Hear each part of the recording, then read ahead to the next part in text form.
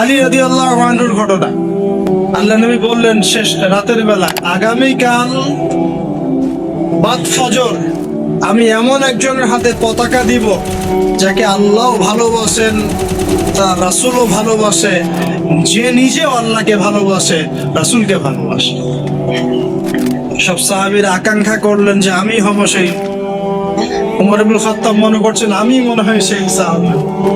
সকালে উঠে নবী সাল্লাল্লাহু আলাইহি ওয়াসাল্লাম বলছেন সাল্লাল্লাহু আলাইহি ওয়াসাল্লাম, আলী ইবনে আবি তালিব কোথায়? নামাজে আসেনি কেন? বলা হলো তার চোখ উঠেছে, চোখে অনেক প্রবলেম, চোখ ফুলে গেছে, কষ্টে আসতে পারে না। ডেকে নিয়ে আসো। ডেকে নিয়ে আসা হবো।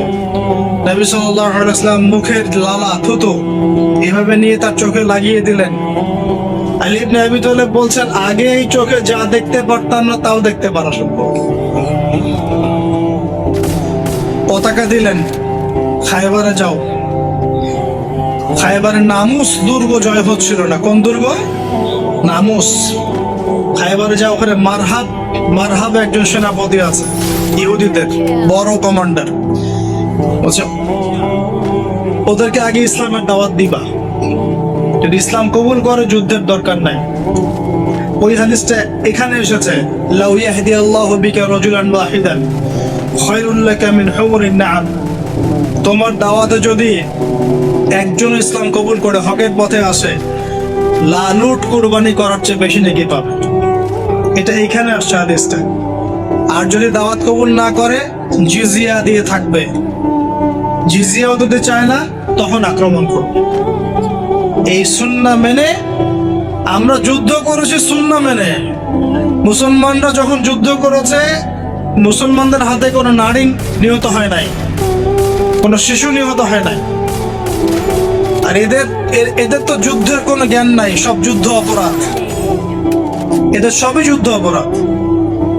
এরা কাউকে ছাড়বে না, নারী শিশু আবাল বৃদ্ধ সবাইকে ম্যাসাকার করে ফেলো।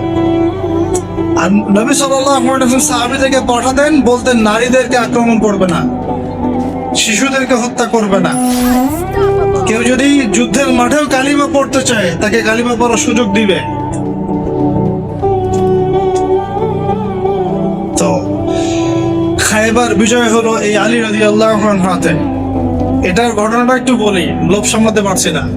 মারহাব কবিতা আবৃত্তি করছিল যে আমি এমন বীর যার সাথে 10 জন 20 জন পেরে ওঠে না। আলী ইবনে আবি তালিব বলছিলেন আমিও সেই মায়ের সন্তান যে আমার নাম রেখেছে হায়দার। ওই যে আলী হায়দার নাম শুনেছেন? হায়দার। তো মারহাব আলী রাদিয়াল্লাহু আনহুকে কয়েকটা আঘাত করেছে, প্রত্যেকটা আঘাত তিনি ঢাল দিয়ে প্রতিহত করেছেন।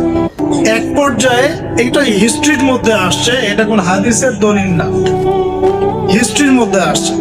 আলী রাদিয়াল্লাহু আনহুর হাত থেকে ঢালটা পড়ে যায়। ঢাল বুঝতে পারছেন কি? ঢালটা পড়ে যায়। তখন খায়বারের লোহার যে দরজা, এই দরজার একটা কপাট বিসমিল্লাহ বললে আলী রাদিয়াল্লাহু আনহু খুলে ঢাল হিসেবে ইউজ করা শুরু করে। যে আলী হায়দার আসাদুল্লাহ, আল্লাহর সৈন্য। আল্লাহ পাক তাকে এত শৌর্য বীর্য শক্তি দিয়েছিলেন বলার মতো না। মানে এটা বলতে গেলে আমরা আলাদা লেকচার লাগবে। আলী ইবনে আবি তালিবকে নিয়ে কথা বলতে হবে। মানুষ যার জীবনী পড়লে ঈর্ষা হয়। একদম ছোটবেলা থেকে নবী সাল্লাল্লাহু আলাইহি ওয়াসাল্লামের সাথে ছায়ার মতো ছিলেন।